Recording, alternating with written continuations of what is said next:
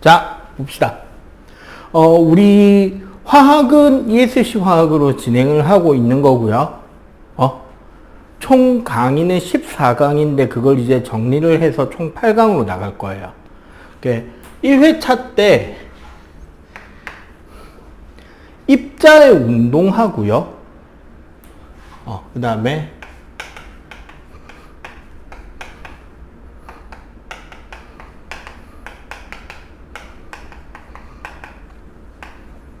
기체의 부피, 압력, 온도를 1회차로 배웁니다.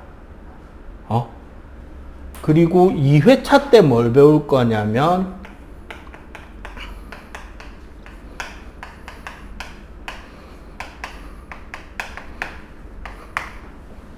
자, 상태 변화하고요. 상태 변화에 따른 에너지 출입을 배울 거예요. 세 번째 시간에는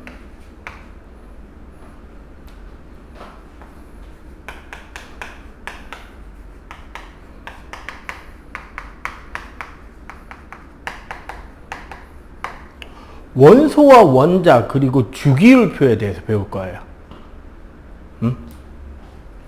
네 번째 시간에는 이온과 이온 결합 그리고 분자와 공유 결합이라는 걸 배울 겁니다.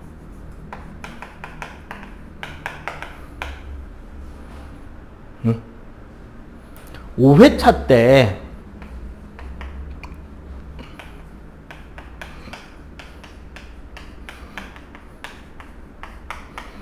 물질의 성질 상을 배우고요. 6회차 때 물질의 성질 하와 혼합물의 분리를 배웁니다.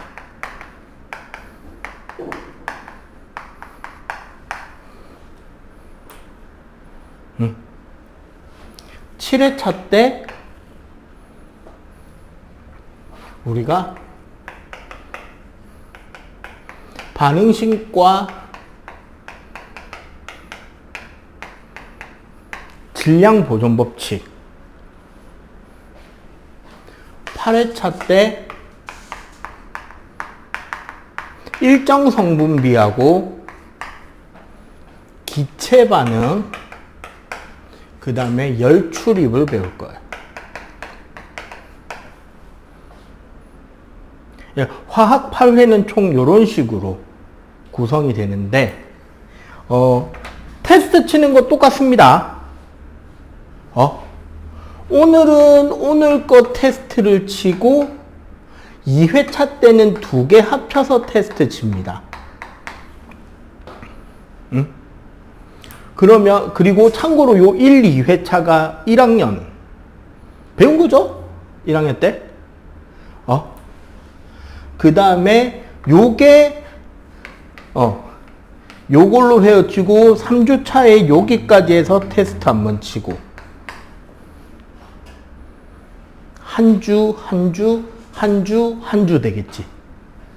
요거도 요것만 가지고 미니 테스트 치고 합쳐서 크게 테스트 치고, 얘도 요것만 테스트 치고 합쳐서 테스트 치고. 이해가 되죠? 요런 식으로 차곡차곡 쌓고 해서 총 4개 분류로 해서 시험을 치게 테스트를 칠 거고, 참고로 1학년 2학기에 있나? 1학기에 있나? 1학기에 있죠. 1, 2학기가 겹치던가 1학기에 있던가 그럴 거예요, 요게 1학기, 요게 2학기일 수도 있어요. 요게 2학년 1학기, 2학년 2학기, 3학년 1학기에 있어요. 단원들이. 그렇게 해서 차곡차곡 쌓아갈 겁니다. 알겠죠? 오늘은 일단 첫 번째.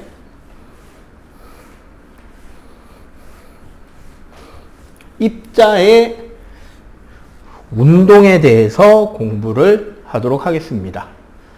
그럼 여기서, 자, 과학을 공부할 때 특히 화학은 단원을 잘 이해를 하면 뭘 배울지를 정확하게 배우고 이해할 수 있어요. 자, 제목이 입자의 운동이잖아. 그럼 어떤 식으로 책이 나올지 생각을 다시 한번 정리를 해봐. 1학년 때 배운 거지만 봐봐. 입자가 뭔지에 대해서 배울 거 아니야.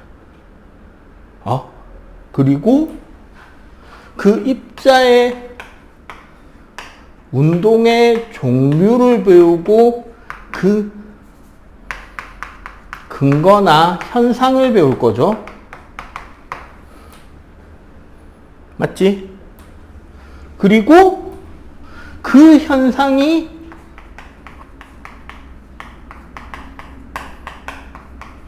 언제 잘 일어나는지를 배우게 될 거예요. 요렇게 정리를 해 갈 겁니다.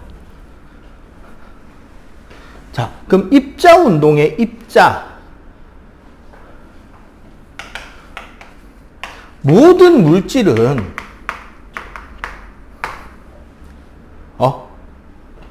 입자로 구성이 되어 있어요. 대신에 여기서 우리가 1단원에서 말하는 입자의 특성은 어떤 특성이냐면 기본적으로 여기서는 분자라는 개념에 집중이 되어 있어요. 물론 사실 분자나 우리가 2학년 단원에 가서 배워야 되는 이온이라는 입자도 있을 거고요. 근데 이온은 공기 중에서는 이온 입자로 분리돼서 돌아다니진 않거든. 그리고 원자라는 입자도 있단 말이에요. 요것들을 좀 더 분리해서 디테일하게 하나하나 따로따로 배우는 거는 중2 과정이고, 중1 때는 그냥 얘네들 다 뭉뚱그려서 입자라고 말했지만, 사실 네가 1학년 때 배운 입자는 이 중에서 뭐였다? 분자였다. 이걸 알고 다시 정리를 하면 좀 더 이해가 편하겠죠. 그러면 여기서 잠깐 분자라는 거에 대해서 간단하게만 좀 이해를 하고 가자면, 분자라는 건 기본적으로 원자가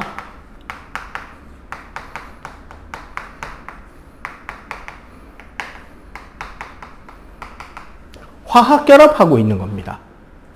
근데 그 중에서도 기본적으로 어떤 특성이 가장 크냐면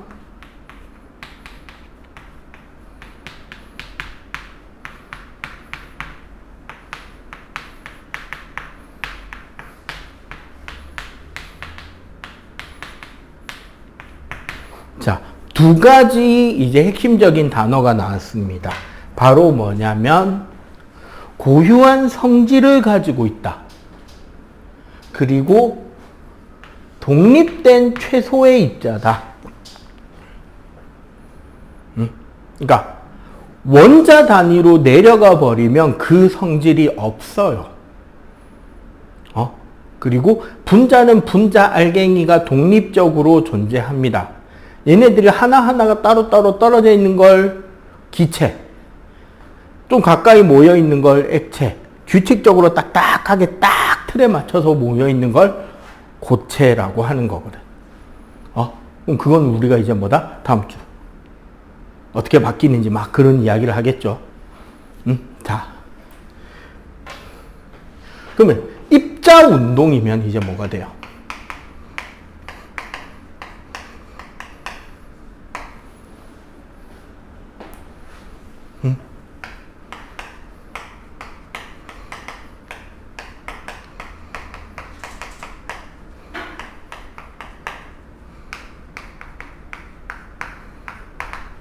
모든 입자는 스스로 끊임없이 운동을 하고 있습니다.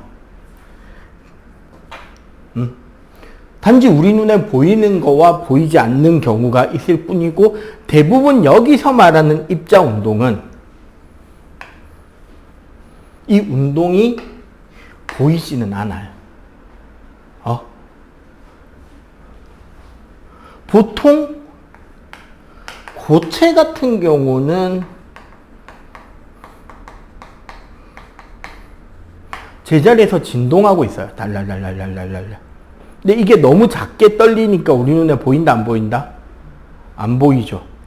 그 대신에 우리는 이거를 느낄 수는 있어요. 어떻게? 요런 데 갖다 대보면 차가운지 따뜻한지 느끼는 거 있잖아. 사실 이거 입자 진동이에요. 우리가 물리 파트도 공부하고 있잖아요. 그죠? 온도와 열 단원에 가면 내가 다시 설명을 할 거예요. 근데 그거 사실 진동이에요. 액체는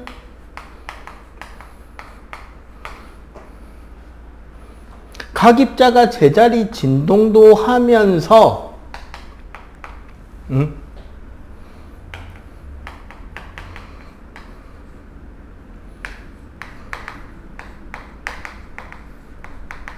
그 부피 안에서 위치들로 막 바꾸고 있습니다. 서로 막 왔다리 갔다리 하고 있어요. 기체는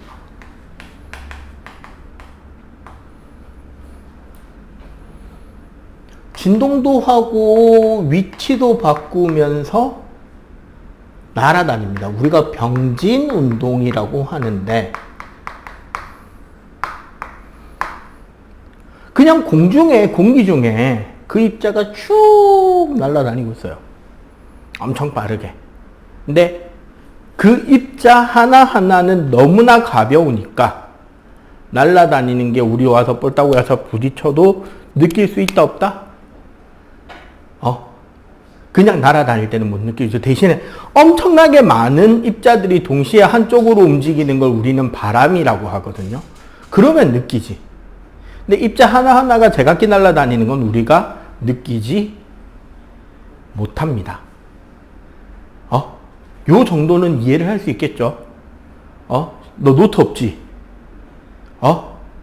화학은 노트 있어야 돼요. 다음 주에 노트 가져오세요. 일단 요거 간단하게 정리할 거 내가 노트 간단하게 뽑아줄게. 응?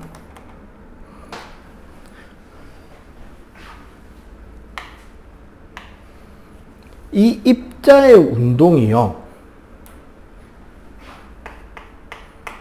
그 큰 종류, 크게 봐서, 뭐랑 뭐가 있냐면, 증발이 있고 확산이 있어요. 책에 증발부터 나온다. 그죠? 자, 증발이란 어떤 걸 말하냐면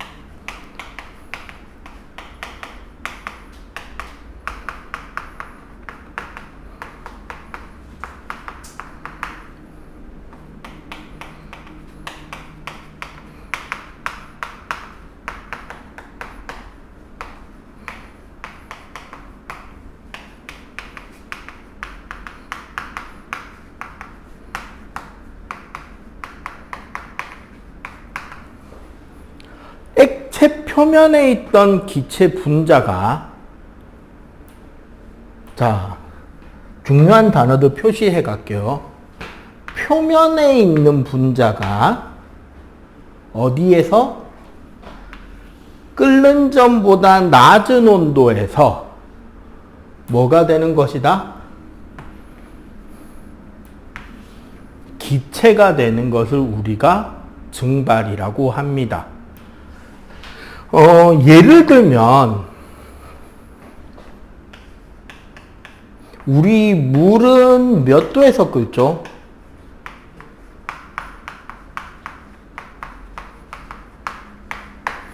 100도씩 끓는 점이잖아. 끓는다는 건 뭐냐면요, 이런 용기에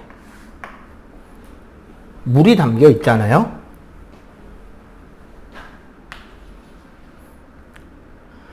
요 안에 있는 물 분자가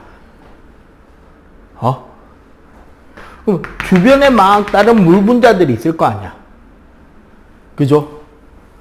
그리고 이 주변에 있는 분자들이랑 이 물 분자가 서로 끌어당기는 인력을 가지고 있단 말이야. 이 상태의 이 물 분자가 이 인력들을 다 끊어버리고 물 내부에서 기체가 돼서 수증기로 빠져나오는 게 끓음이야. 근데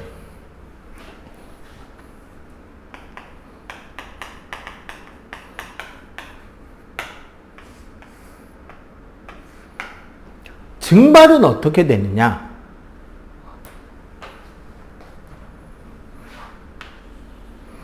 요게 뭐라고? 끓음이라 그랬죠.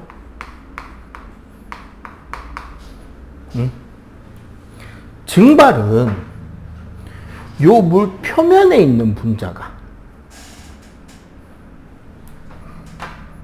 주위에 나머지 분자들과 인력이 있겠지. 이거를 끊어버리고 여기 요 분자가 빠져나오는 수증기로 빠져나오는 게 증발입니다. 일단 어때? 분자와 분자가 서로 끌어당기는 인력을 파괴하고 깨뜨리고 나와야 되는데 깨뜨리는데 에너지가 필요하단 말이에요. 얘가 어려워, 얘가 어려워. 얘가 어렵지. 얘는 여러 개 깨뜨려야 되잖아. 얘는 절반 정도면 되겠다, 그지? 그리고 그 인력을 끊는 방법에 얘는 뭐다? 실제로 요 밑에 있는 물 분자가 돈 닦기 하고 있었을 수도 있는 거야. 내가 끌어당겨지는 힘만 끊고 나가면 되니까. 그리고 얘는 이 과정에서 밖에서 열을 받기에도 좋겠죠. 얘는 온전히 밑에서 가열돼서 나오는 열을 받아서 나오잖아. 그러니까 우리 냄비에 물 끓는 거 잘 보면 그 거품, 그게 수증기거든요. 물 끓일 때 올라오는 거품은 어디서 생겨? 냄비 바닥에서 생기고 있지. 맞지? 거기서 열을 받아서 여기서부터 이렇게 빠져나오는 게 끓음인 거야. 근데 증발은 어디서 나온다? 표면에서. 표면 가까이에 있는 녀석 여기서 빠져나오는 게 증발이다. 그러고 사실 이 증발에는 한 가지 개념을 더 이해를 해야 되는 게 있어. 같이 공부해야 되는 게 하나 있어. 뭐냐면 응결이라는 개념입니다. 증발을 혹시 학교에서 배웠어? 자, 응결이라는 것은 공기 중의 수증기가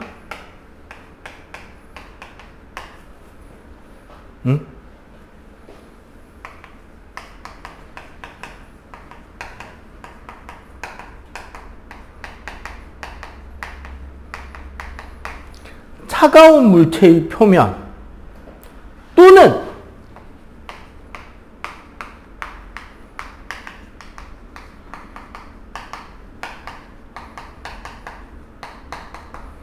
액체 표면에서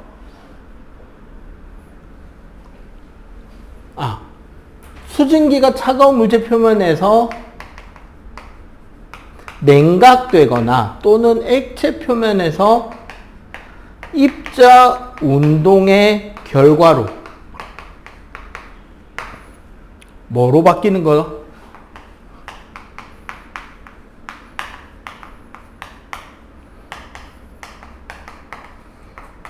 물로 변하는 게 응결인 거야. 그러면 사실 뭐다?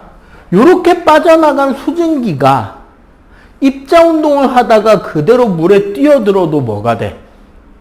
응결이 되죠. 그리고 얘가 날아다니다가 차가운 물컵 표면에서 물방울로 바뀔 수도 있지. 요런 것들이 뭐다?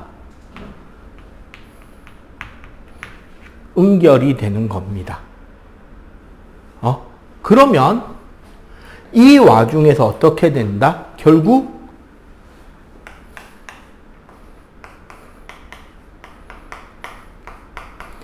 시간당 일어나고 있는 증발되는 양과 응결량을 비교해서 증발량이 많으면 증발이 응결보다 많으면 우리 눈에는 증발만 일어나는 걸로 보이는 거야.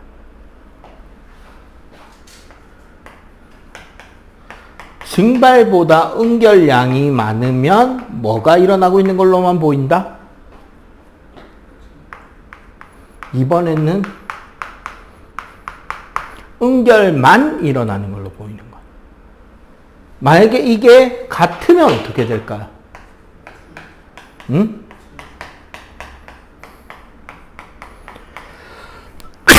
같으면은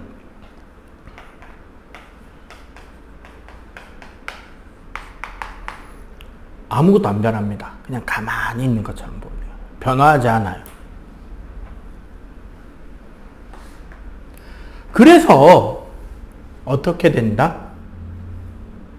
증발량과 응결량을 볼 때 우리가 증발이 잘 일어나면 증발만, 응결이 잘 일어나면 응결만, 같으면 변화가 없다. 이걸 우리는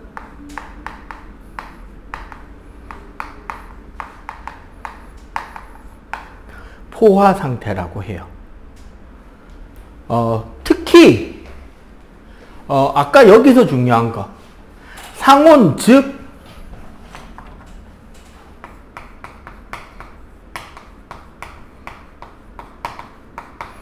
100도보다도 훨씬 낮은 온도에서도 증발이 일어나는데 실제로 얼마나 낮은 온도에서도 일어나냐면요. 부산은 워낙 따뜻한 도시니까 그런데 저기 경기도 쪽에 올라가면 한겨울철에 영하 10도, 영하 20도까지 떨어지잖아. 그런 날 밖에다가 빨래를 널어놓으면 얼죠, 빨래가. 그래도 그 빨래가 말라요. 얼어있는 상태에서도. 얼어있는 상태에서도 조금씩 수증기로 변해서 어떻게 공기 중으로 날아간다는 거야. 물론 따뜻한 날 훨씬 잘 마르겠지만 그렇게 추울 때도 조금씩 입자들이 운동하는 것 때문에 기체로 변해서 공중으로 날아가요. 그게 뭐다? 증발이다. 일단 요거도 필기.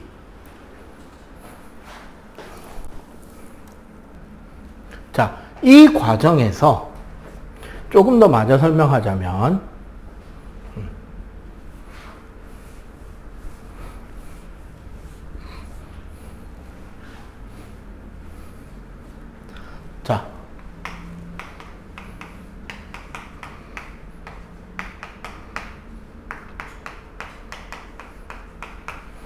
자, 언제 증발이 잘 되느냐? 기본적으로 증발은 입자 운동과 관련이 있잖아요. 증발이 잘 되는 조건 첫 번째는 온도가 높아야 됩니다.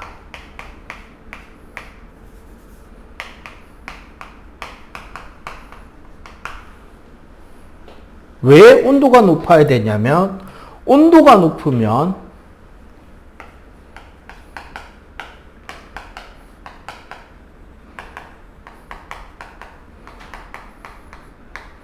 운동이 활발하고 열 에너지 공급이 쉽기 때문에 빠져나오기가 편한 거야. 두 번째,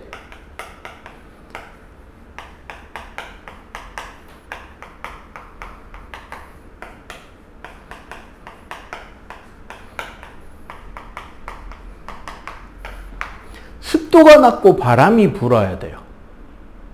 이거는 뭐냐면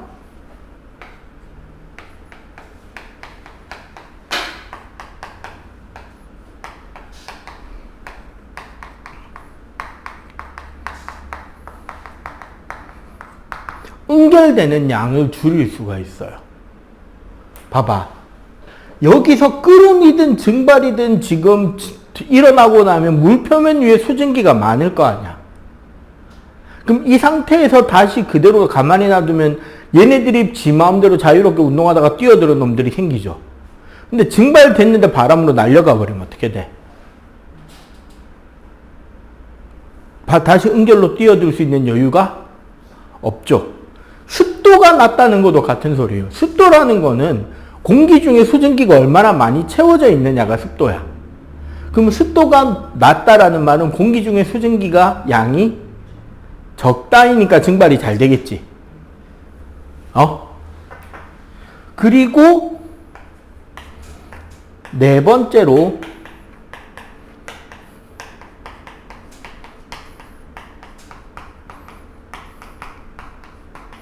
표면적이 넓어야 돼. 왜? 증발은 어디서 일어난다? 표면에서 일어나잖아. 그리고 그 외에 물이 아닌 다른 물질들과 비교한다면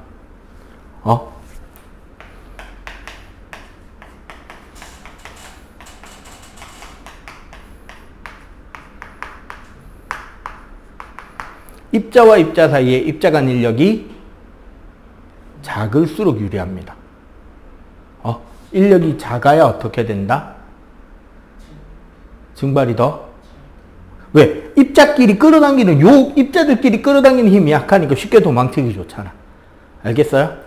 자, 요거까지 마저 정리해 놓고, 잠깐만 쉽시다. 확산을 하겠습니다.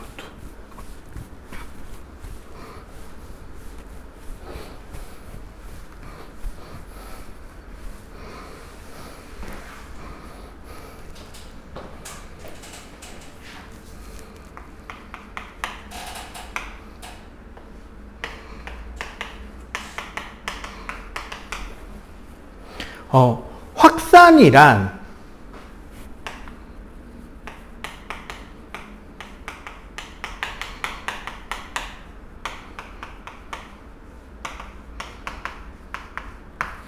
입자가 스스로 운동을 해서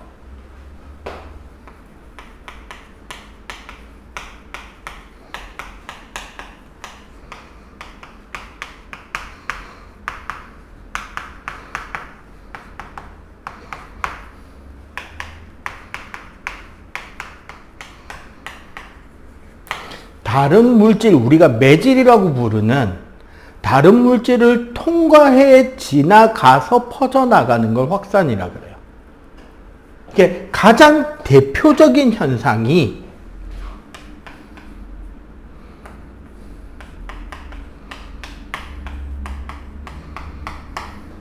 냄새하고 잉크입니다.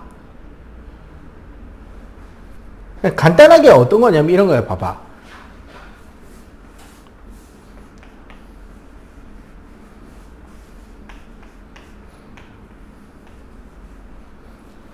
누가 갑자기 방귀를 뿍 꼈어.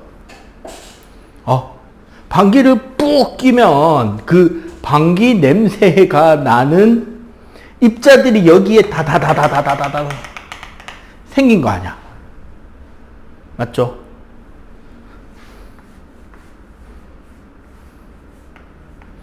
누군가의 코입니다. 그럼 이때부터 이 입자들은 공기 사이를 뚫고 자유롭게 날아갑니다. 근데 여기서 항상 중요한 건 어디서 어디로? 농도나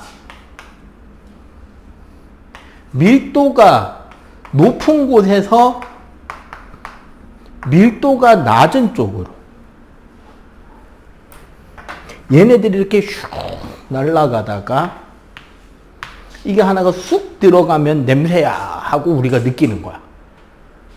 항상 입자가 농도가 많은 데서 작은 데로, 밀도가 높은 곳에서 밀도가 낮은 곳으로 퍼져나가는 걸 우리는 뭐라 그런다? 확산이라고 합니다. 증발 아니고 확산. 빵개 냄새도 퍼지고, 빵 같은 거 구울 때 보면 빵 냄새도 퍼지고, 맞죠? 특히 마트 가면 그놈의 그 모카번 냄새가 마치 지하철역에 델리 만주 냄새 막 확 퍼지잖아. 온 지하철역에 가득하죠. 그 다음에 네가 지금 학교가 센종도 만들어지지 좀 됐잖아. 여름철 화장실 찌릉내가 확 맞지? 그렇게 냄새가 퍼지는 게 확산이에요. 이렇게 퍼져나가게 되는 것을 확산이라는데 항상 어디서 어디로? 농도가 높은 곳에서 낮은 곳으로. 어디서 어디로? 고농도에서 저농도로 이렇게 퍼져나가게 됩니다. 그러면 이 과정에서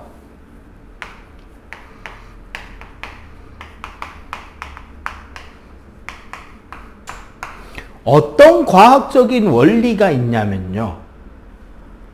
우리가 이제 물리를 공부하다 보면 아마 3회차 때 배울 건데, 3회차나 4회차쯤 돼서 배울 건데,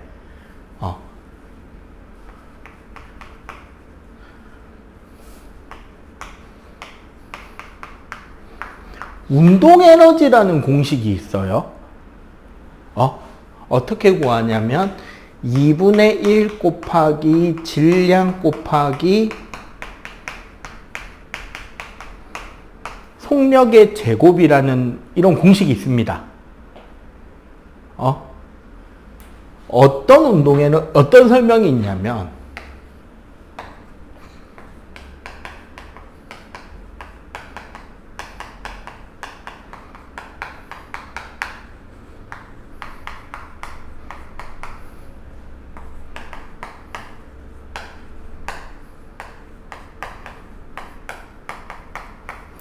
절대 온도에 비례한다라는 말이 있어요.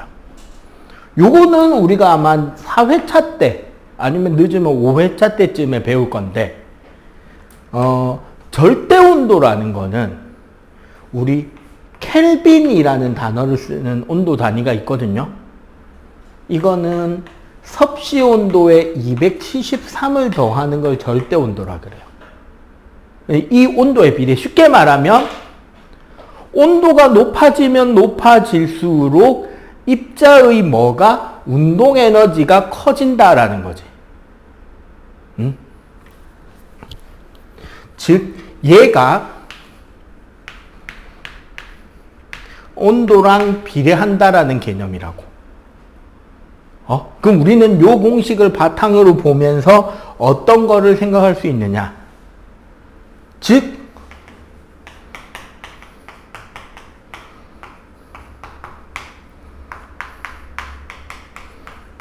확산이 잘 되는 조건은 뭐가 있을까? 첫 번째, 온도가 높을 때. 온도가 높으면 당연히 운동 에너지가 커지니까 더 빨리 잘 퍼지겠죠. 두 번째는 같은 온도라면 입자의 질량이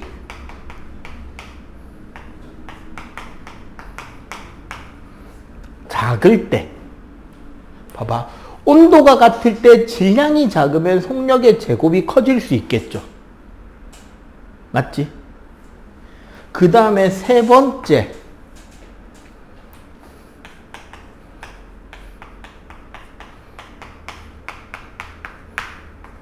운동할 입자의 인력이 관련이 있습니다. 즉, 인력이 기체, 액체, 고체 순으로 인력이 커진단 말이야.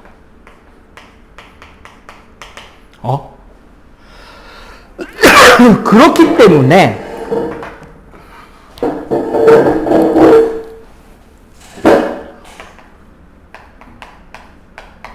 확산은요, 반대예요. 기체가 제일 활발합니다. 그래서 물에 잉크가 퍼지는 속력보다 교실에 빵구 냄새 퍼지는 게 더 빨라요. 왜냐면 봐봐, 인력이 크잖아. 그러면은 여기 질량의 개념인 그 한 덩어리의 총 질량을 말하게 돼요. 이해가 되지? 그러니까 알갱이가 더 작고 더 가벼운 알갱이일수록, 더 작은 입자일수록 더 빨리 잘 퍼져요. 그리고 네 번째가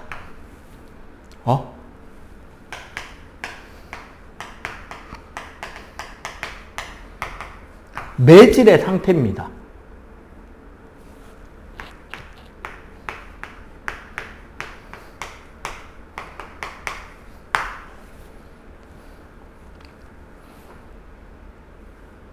고체, 액체, 기체, 진공. 진공에서 제일 잘 퍼져요. 왜? 입자가 날아가다가 다른 기체 입자라도 있으면 부딪혀서 튕기잖아. 튕기고 하면서 날아가는 게 입자 운동이란 말이에요. 그런데 고체는 입자들이 빽빽하지. 그럼 사이에 비집고 지나가기가 쉽다, 어렵다? 어려워요. 액체는 그거보다 좀 쉬워. 기체는 액체보다도 훨씬 쉬워. 진공은 아무것도 부딪히는 게 없잖아. 그럼 어떻게 된다? 쫙 날아가 버려요. 왜 어떻게 고체에서 확산이 돼요? 라고 물어볼 수 있잖아. 이건 니도 한번 만들 수 있을 거예요. 고무풍선 있죠, 고무풍선. 고무풍선 안에 향수를 한 방울 떨어뜨리고, 그리고 그 고무풍선을, 향수 떨어뜨려 놓은 고무풍선을 풍선 안에 넣는 겁니다. 바람 펌프로 해서 공기를 가득 채워. 풍선을 부풀어 올려. 그리고 꽉 묶어 놓잖아. 그러면은 내가 넣은 향수의 향기는 고무풍선 안에 있죠. 근데 시간이 지나면 고무풍선 밖에서 그 향수 냄새가 나요. 그 뭐 한 거야? 그치. 향수 냄새가 고무막을 뚫고 나온 거죠. 그것도 확산이거든. 알겠어요? 그래서 요렇게 확산이 잘 되는 조건까지 공부를 해 봤습니다. 요거 정리하시고요. 교재 한번 넘겨봐봐. 교재 넘겨보면 여기 개념 다지기 있지? 개념 다지기하고 여기 암모니아 확산 탐구 문제 있잖아요. 요거를 할 건데, 자, 그거 더 한 19페이지 정도까지 넘어가 보세요. 잠깐 더. 한 바닥 더.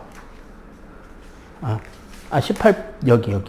17페이지다. 요 17페이지 한번 봐봐. 응? 자, 잠깐 갔다 왔는데. 17페이지에 보면 확산과 관련되는 실험이 있어요. 뭐냐면, 양쪽이 뚫려있는 유리관에, 요쪽에는 여기는 솜에다가 염산을 묻힌 솜을 끼워 놓고요. 요쪽에는 솜에다가 뭐를 묻혀 놓은 거냐면, 암모니아수를 묻힌 솜을 끼워 놓은 거예요. 그 밑에 문제 1번 있죠? 그럼 어떻게 되느냐? 염산에서는 여기서 이쪽으로 염화수소라는 기체가 나오고요. 암모니아수를 묻혀놓은 이쪽에서는 반대편으로 뭐가 나온다?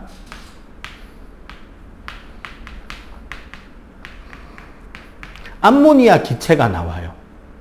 근데 염화수소가 암모니아보다 훨씬 무겁거든? 그래서, 근데 이 둘이 만나면 어떻게 되느냐? 여기에 그 문제 보면은 흰 연기라고 되어 있죠. 문제 봐봐, 문제. 흰 연기라고 되어 있지? 근데 사실 이게 흰 연기가 아니고,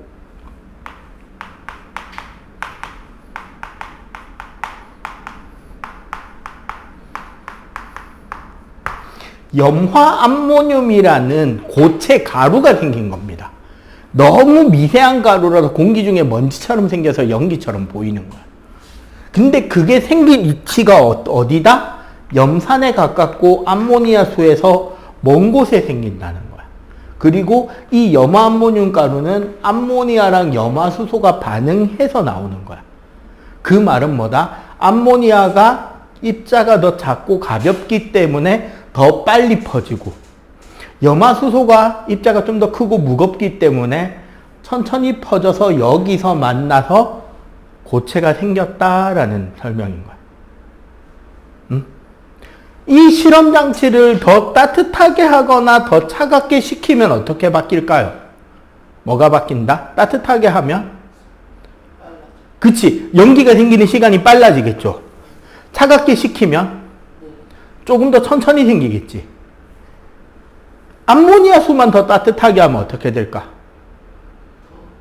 그치. 더 염산 쪽으로 쏠리겠죠. 암모니아 수만 좀 더 차갑게 하면? 조금 이쪽으로 옮겨지겠죠. 이 시험관 속을 진공으로 만들면? 더 빨리 되겠죠. 요런 것이 확산이다. 그러니까 화장실 냄새는 여름에 독하다, 겨울에 독하다? 그렇지. 알겠어요? 확산도 개념 알겠죠? 물론 이거 말고 가끔씩 일부 교과서에서는 뭐도 있냐면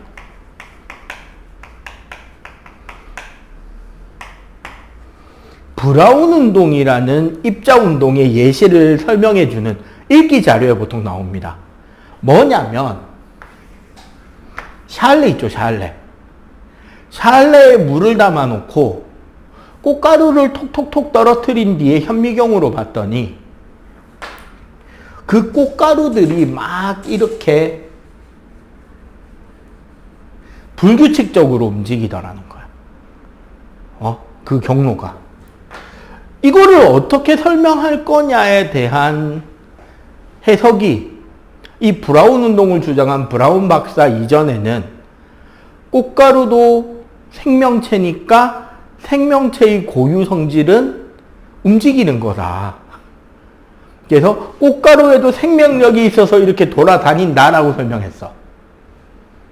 근데 브라운 박사는 뭐라고 설명했냐면 꽃가루가 물에 떠 있는데 물 분자들이 끊임없이 운동하면서 와서 꽃가루에 부딪히니까 꽃가루가 이렇게 튕겨서 돌아다닌다로 설명을 했다.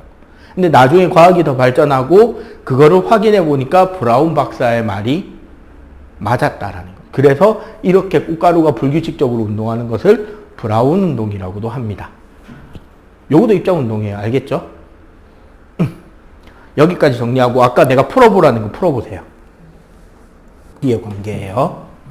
자.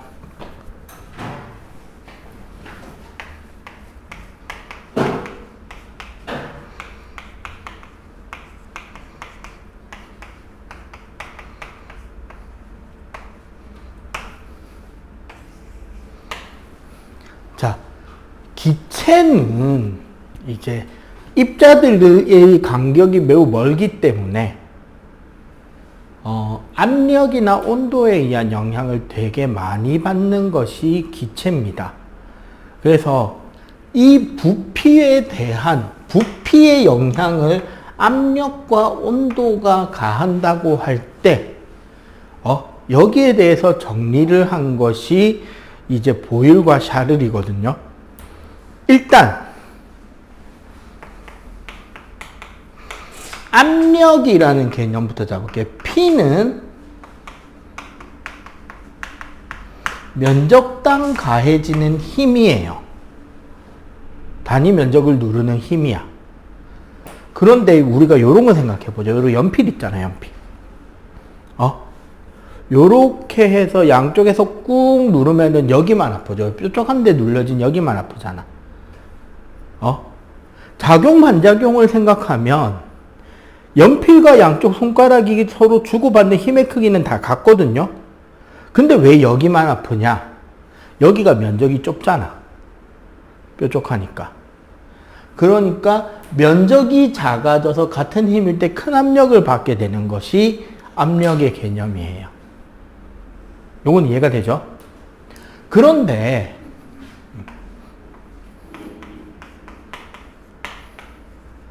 기압,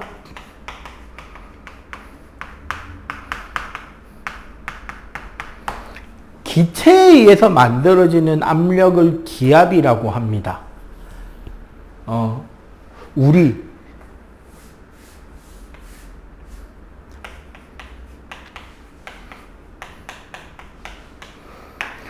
지구 표면에 생각해 보면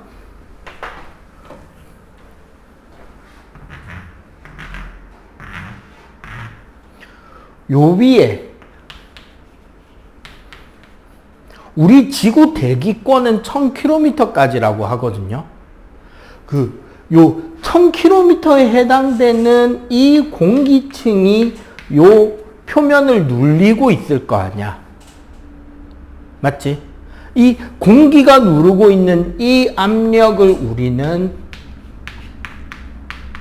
대기압 혹은 그냥 일기압이라고 이야기를 합니다.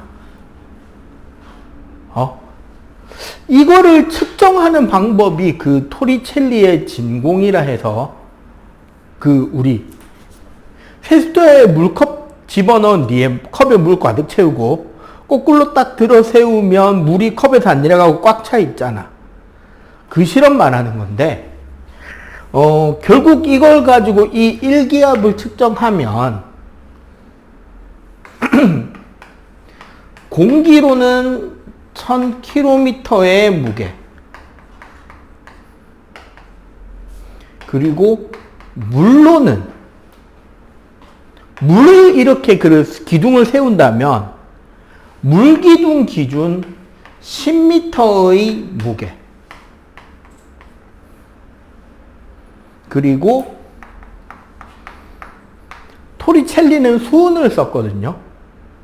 수은 76cm의 무게가 만드는 압력이 얘네들이 압력으로 가는 거야. 그래서 물기둥 약 10m를 계산해 보면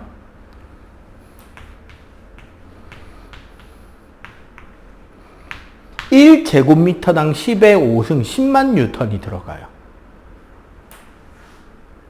이거를 계산하면 10의 5승 파스칼이라서 약 1000헥토파스칼이 됩니다. 그리고 수은 76cm에 대한 걸 계산한 게 760mm 수은이라고 쓰는 거예요. 이런 것을 우리는 뭐라고 한다? 일기압이라고 합니다. 오케이?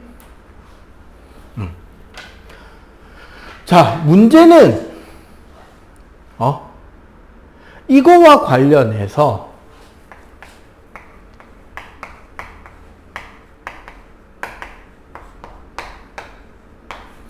보일이라는 과학자가요, 원래는 기체에 대한 연구를 하려던 게 아니라 원소에 대한 연구를 하려고 했거든요. 원소가 입자이냐 연속이냐에 대한 걸 따지다가 온도가 일정할 때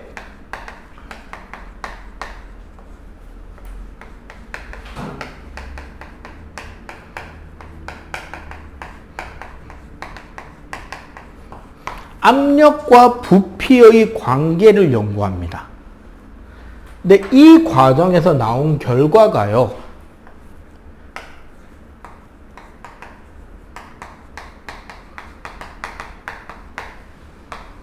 제2자 유리관 실험이라는 실험을 하는 과정에서 찾아낸 건데, 요거는 나중에 우리 원소 배울 때 가서 배울 거예요.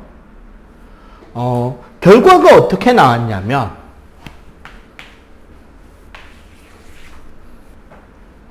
보일 법칙의 결과가 온도가 일정할 때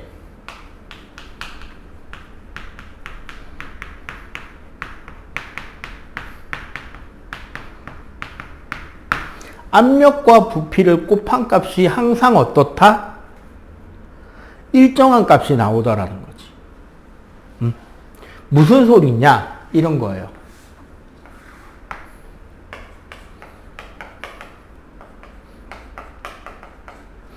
일기압에서 예를 들어 120ml 인 어떤 기체가 있었다고 치자고. 그러면은 2기압이 되니까 부피가 얼마가 되더라?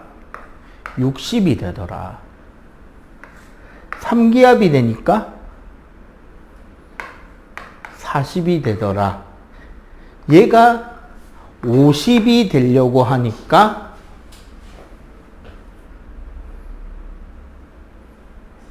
아니지.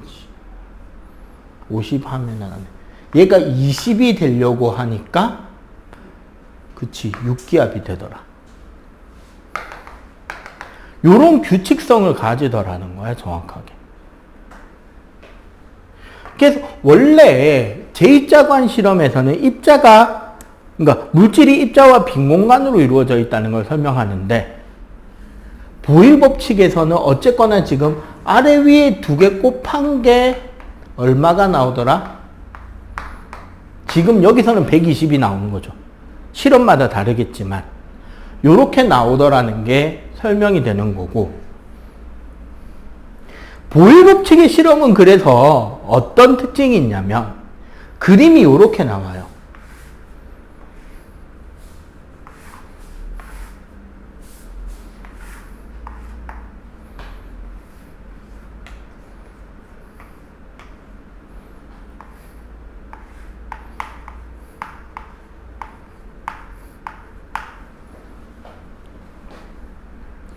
위에서 눌리는 추의 압력이 무게가 같다 다르다? 다르다. 그리고 무거울수록 부피가 줄어들어 있다. 대신에 이 안에 공기 입자들이 날아가는 요 꼬랑지 길이가 이 공기 입자의 운동 속력을 말한단 말이야. 그런데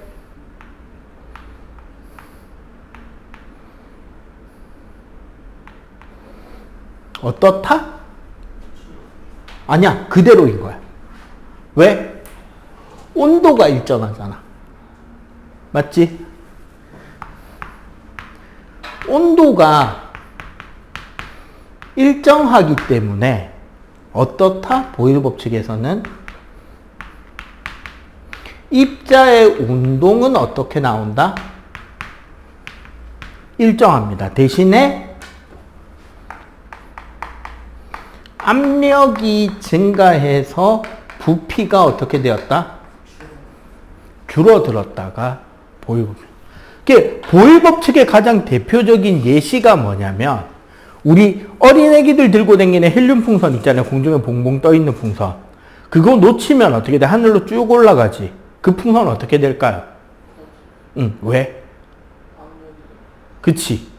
우리 풍선의 크기를 생각하는 거는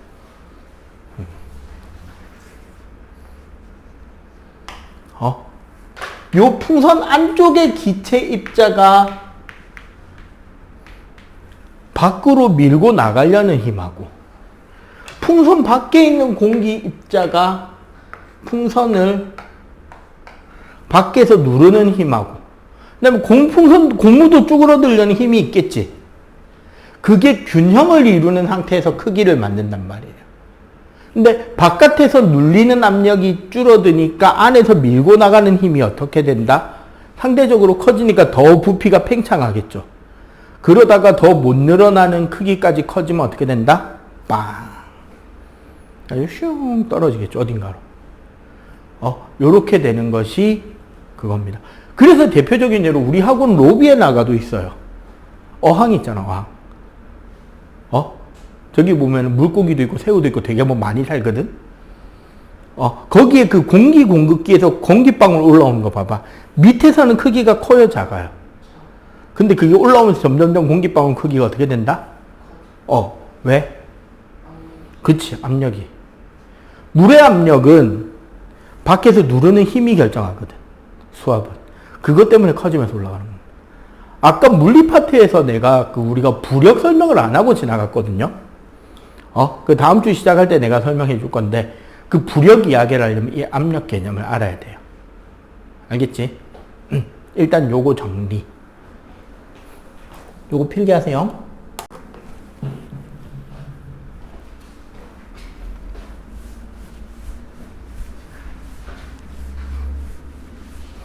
샤를 법칙은 그럼 뭐냐면, 앞으로 돌아갑시다.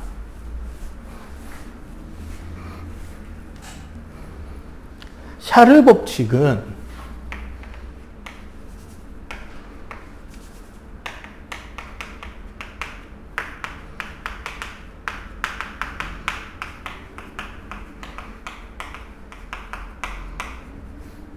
압력이 일정할 때, 아까 보일은 뭐가 일정할 때였어? 온도가 일정할 때였죠? 근거 기준 잘 봐주고, 뭐?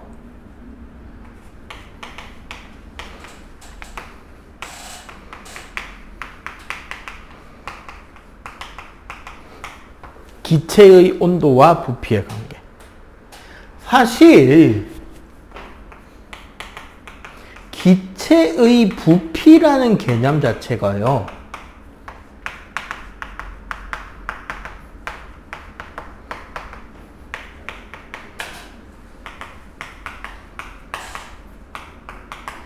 기체 입자가 운동하는 공간의 개념이고요. 기체의 압력은요,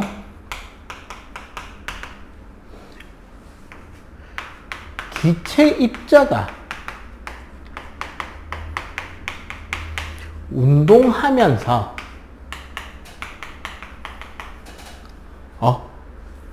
뭐 하기 때문에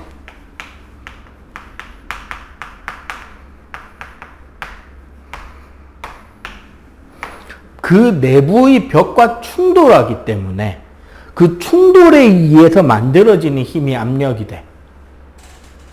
그런데 기체의 운동은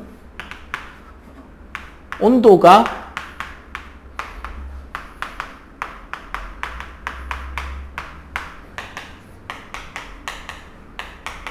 높아질수록 어떻게 된다? 활발해지죠. 그지? 자, 그러면 결국 어떻게 된다? 온도를 높이면 어떻게 돼요? 입자가 더 활발하게 운동해야 되니까 같은 부피로 딱 잡아놓으면 더 빨리 움직이니까 충돌이 늘어서 압력이 커지겠죠. 그러면 똑같은 압력을 만들려면 충돌하는 박자를 줄여야 되니까 더 부피가 어떻게 될 수밖에 없다? 커질 수밖에 없다인 거지. 이해가 되죠? 그래서 요 과정에 대해서 샤를이라는 학자가 연구를 한 결과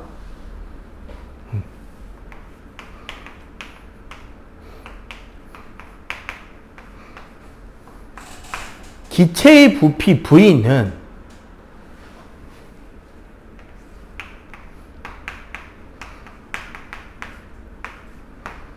0도씨의 부피 V0 곱하기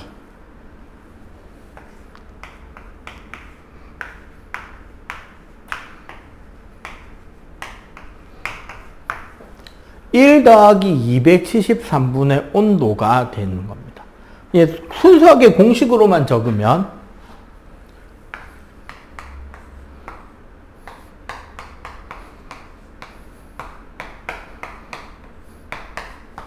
요런 공식이 돼요. 그리고 얘를 그래프를 그려보잖아.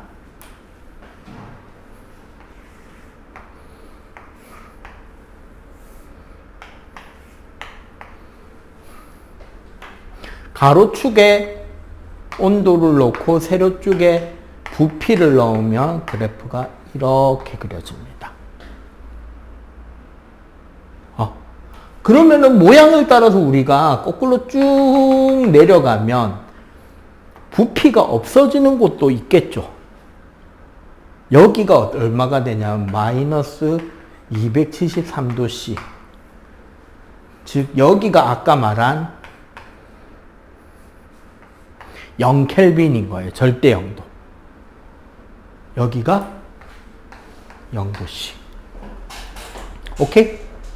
그래서 그럼 얘는 그림이 어떻게 나오냐? 샤를 법칙은.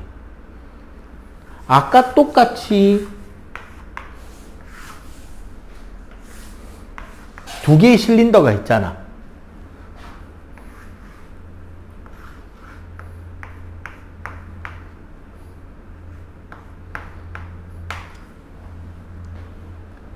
눌리는 압력은 양쪽이 어떻다? 똑같아요. 대신에 이 안에 날아다니는 기체 입자 수도 어떻다? 똑같아요. 대신에 여기 부피가 작은 데서는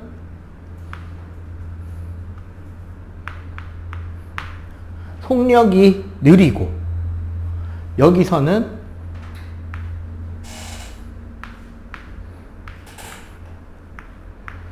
기체가 날아다니는 속력이 빠르게 표시가 된다는 거.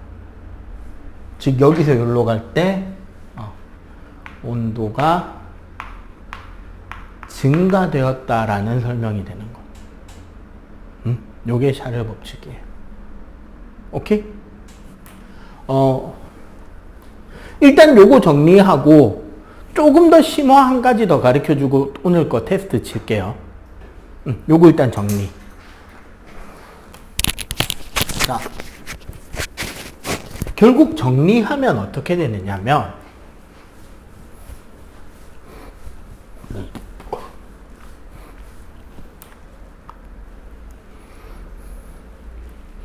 우리가 봐봐.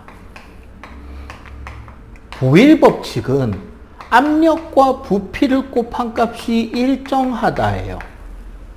맞지? 그리고 샤를 법칙은 아까 V는 V0 1 플러스 273분의 섭씨 온도가 계산이 된다 그랬잖아. 근데 요 식을 좀 풀어볼게요.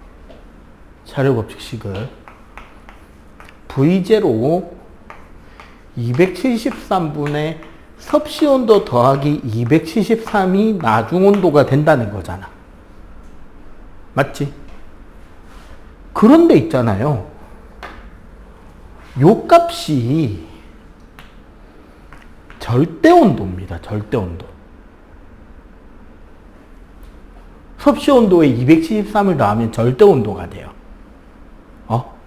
그러면은 요 공식이 어떻게 바뀌냐면 절대 온도일 때의 부피는 273분의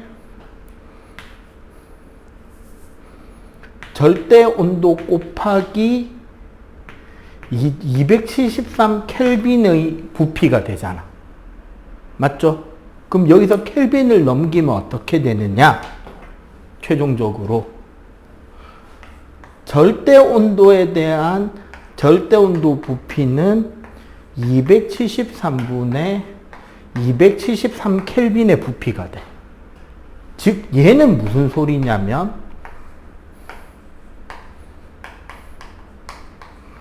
절대 온도분의 부피가 일정하다는 소리예요. 그럼 공식으로 쓰면 이건 뭐다? T분의 V가 일정하다는 소리야. 대신에 온도를 뭐로 할 때만? 절대 온도로 할 때만. 그러면 최종적으로 어떤 계산도 되느냐?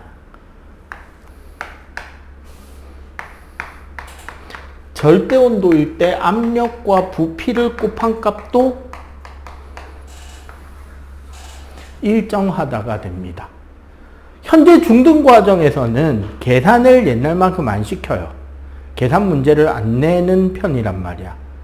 그래서 계산 문제가 안 나오고 그냥 일반적인 개념적인 문제로만 돼 있지만 계산을 해야 되는 경우도 이렇게 해서 한 번에 계산할 수도 있다는 거야. 압력과 온도랑 부피가 다 연결되어 있다. 그리고 그래프를 좀 정리해 보자면 아까 보일 법칙 그래프 있잖아. 보일 법칙 그래프는 압력과 부피의 관계가 반비례 그래프가 나오고 이때 요 사각형 넓이랑 요 사각형 넓이가 같다라는 설명이 돼요. 샤를 그래프는 아까 배운 그래프는 요렇게 생겼었잖아. 요거는 뭐일 때? 섭씨 온도일 때. 맞지? 근데 가로축을 절대 온도로 바꾸면 무슨 그래프가 된다? 원점을 지나는 그래프로 바뀐다. 이런 것들도 우리가 같이 좀 알아두면 조금 더 과학을 공부하는데 특히 중등 거보다 상위 과학을 공부하는데 이런 것들이 뭐가 된다? 기초가 되어주게 된다는 거지. 이게 중1 때 요즘은 계산을 안 시키니까 이런 거를 좀 덜 배운단 말이에요. 그죠? 근데 이런 것들도 알고는 있어야 돼요. 요거 정리하고 아까 그 개념 다지기 안 푼 거 샤를 법칙 있을 거거든. 그거 풀고 바로 시험 치도록 할게요.